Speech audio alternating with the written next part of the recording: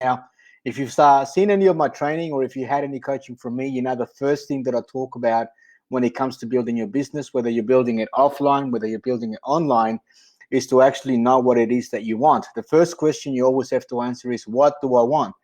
And for some people, when I ask that question, it's like, well, I don't know. What is the right type of goal that I should set for my business? So I wanted to talk about that today, give you some framework, some ideas on how to go about establishing the right type of goal, and then what you can do to actually make sure you stay on track and at some point manifest, because as we know, there is a law of gestation that determines every seed has a gestation period or incubation period. So there is going to be a time frame between when you sow that seed, when you plant the goal, and when you manifest. So the first pitfall, I guess, when it comes down to setting goals, when people start to think about what is the type goal that I should set, is people say, and I remember when I've asked this question of so many people, the first thing I hear people say is, well, I want to get out of debt. That's my goal. I want to get out of debt. I want to pay my mortgage. I want to pay my credit card off. And you might, in some way think that that's actually a good goal because you want to be debt free. The only problem with that type of goal is that, the word debt already is programmed within you subconsciously. And when you think about debt, like at the moment, you might be having arguments, frustrations, people calling you, banks chasing you up, creditors, and it's like it doesn't create the right thought, hence the right feeling or vibration, which means it's not going to be the right type of goal, even though you might say, I want to be debt free. The moment you think about the word debt, it's going to trigger that negative emotion. So a better goal would be to think about being financially free or to actually generating X amount of money. But before even establishing that goal, you might be wondering, well, what if that's not the goal? Like there's so many things that I want to achieve. I want to travel. I want to, pay the mortgage off, like we are saying just before. I want to send the kids to college. I want to retire my husband. I want to quit my job. Whatever it may be, right? So the best way to tackle this, and I want to give you this framework. So if you're in this place where you're trying to figure out what you should be doing, make a shopping list. So just go and start writing down all the things that you feel that you want to achieve. So just write down, I want to travel, and just say, where you may want to go. I want to go to the Caribbean. I want to go to Europe, right? When all the travel restrictions are lifted and all that sort of stuff happens, post-lockdown, post-coronavirus, whatever, right? It may be that you want to send your kids to private schools. So send the kids to private education, retire my husband, quit my job, buy the house or buy an investment property, buy that handbag, buy that dress, whatever it may be for you, right? But you want to write them all down. And then what you want to do is you want to look at that list and then look at what is one of those goals that would truly excite you, inspire you, and maybe scare you a little bit, right? And before you choose on which one it is, you might prioritize them. But then you also want to ask yourself 3 questions. Is this a goal that I have achieved before?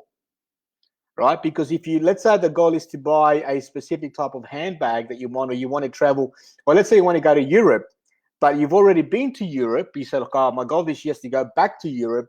That's not really a good goal because you already know how to go to Europe. You've done that already. So you might want to set up a different goal. So that could be a disqualifier of that goal. It might be that you look at a goal and you say, well, I want to send the kids to private education. And it may be that you haven't done that before, but you know that if you figure out your finances right now and you take money from here and you schedule this over there, you're going to know how to do it and you've got a plan in place. That's also not going to be the right goal because you already have the how. And these are goals that are not truly going to inspire you, because really, when you understand the purpose of a goal, and the purpose of a goal is not so much about what you're going to achieve, but it's about who you're going to become in the process of the attainment of the goal. So write your shopping list, and if there's nothing there that truly excites you or inspires you, you're going to have to dig a little bit deeper, because it's only then that you're going to stay the course and actually continue to take action.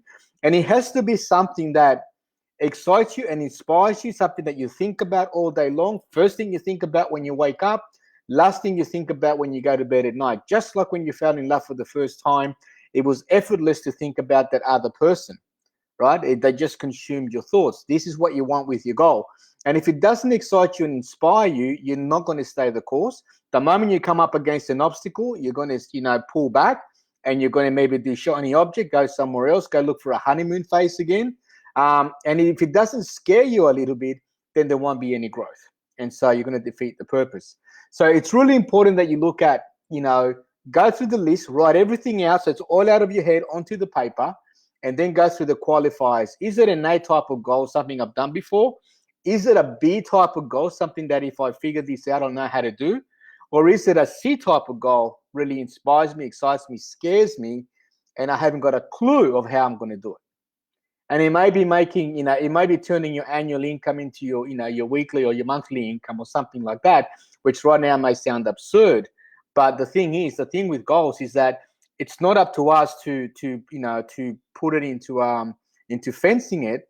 It's about deciding just what do you want. The how is the problem of your subconscious mind to go and find the resources, the people, the conditions, the circumstances, everything that you need for the attainment of that goal, as you allow yourself to fall in love with it. So once you've decided from your shopping list, which is the one that it's going to have like a domino effect. It's like once I hit that goal, I know that by doing that, that's going to take care of at least 3 or 4 of the other ones on my shopping list, because that's typically how it's going to work. And then you might decide, okay, I'm going to give myself 12 months to achieve this goal, or you might give yourself 90 days. It doesn't really matter what date you give it, because what's really important is that you start working towards it. And if you don't quite get there when the date comes, you don't change the goal, you just change the date. But you do want to give yourself a date, a number, a finality, so that you're actually working to that. Now, personally, I like working to 90-day goals, because what happens, and I learned this from a book called The 12-Week Year, is that if you set a 90-day goal, so here's what happens. If you set yourself a 12-month goal and you work the whole year, you're going to have your ups, you're going to have your downs, you might have your distractions, you might have the things that throw you off course. And then it's like all of a sudden we're in November, the year's almost over, and it's like, wow, I've got to get this momentum happening again. There's a sense of excitement, there's a sense of urgency, and you start doing everything you can for the attainment of that goal, and you may just miss it. And then you've got to wait another 12 months to go again. So why do that once a year when you can break down that year into 4 parts, 4 quarters, 3 months, 3 months, 3 months, 3 months, 90 days at a time, and set the goal for 90 days. And you're going to create the same urgency, the same excitement, the same anticipation, except you're going to have 90 days to do it in. And if you don't quite get there, then it gives you an opportunity to course correct, to assess, to evaluate. What did I do well? What worked well for me? What didn't work so well? What might I do different in the next 90 days that's going to help me adjust? Because remember, failure is just negative feedback that you need to course correct. That's all it is. If you're making it mean any more than that, it's because you have a paradigm about maybe not being good enough, not being worthy, and we need to look at that, right? Because all failure says is that, okay, that didn't work, so let's try something different. That's how rockets hit their target, right? That's how torpedoes hit the target. They're always course correcting to the point that they're staying on track, and that's all this is going to do for you. So how good would it be? You've now got an inspiring goal. You've got a date. You've got 90 days. You're inspired by it. You're scared by it, and you're taking daily action. And now you're going to have 4 opportunities to really course correct to smash it in the 12-month period, but working 90 days at a time. The other thing that you want to do, as soon as you've established the goal and it feels right, and feeling is really important because that's the intuition, that's your vibration, that's what's going to attract the resources. You then want to get a little goal card and you want to write it out. I am so happy and grateful now that it is, put the date that you've set, maybe 90 days, and I am now, and you're going to say now, whatever the goal is, as if it's already manifested. Now we're using the law of assumption that you're already there.